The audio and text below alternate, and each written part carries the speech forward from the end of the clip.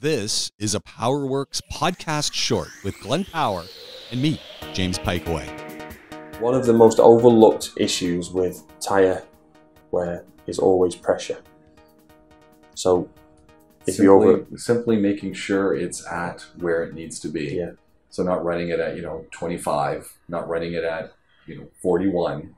Yeah. If you overinflate your tyre, it will stretch out at the easiest point, which is always the centre. The middle of the tyre will then wear out. If you underinflate your tyre, it will make it a lot softer on the road and it will wear out the easiest point, which is where the actual physical rim and the weight of the car is put down, which is on the edges. Yeah.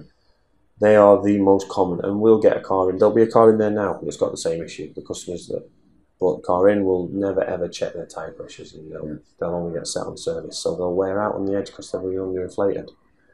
One of the problems you get with that these days is there's a lot of run flat tyres which have the steel sidewalls, which they don't have spare wheels, which blows my mind as well. No dipsticks and no spare tire in a car. It's like, yeah. So they can run on these sort of effectively train wheels. Yeah. But when the pressure is low, that just cuts through. So then you end up with a tyre just completely shredded. So it happens all the time. There are always components on the steering and suspension that wear out. There are, just because by the nature of them and what they do.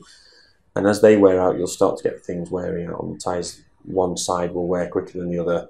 In the case of a suspension damper failing, we've probably all been past in this country a Toyota Camry taxi, where the back wheels are bouncing up and down on the road as they're driving. That's because the damper's not doing its job, so the spring's just oscillating with nothing dampening it. So those tires are just going to the tyres effectively go in and out of contact with the road. You're going to have uneven wear. So then you get blocks of wear around the tyre, and it looks kind of cool, but it ain't nice. Horrible to be driving in. Yeah. Like it's going to be vibrating the seat. Yeah, and it just gets worse and worse and worse.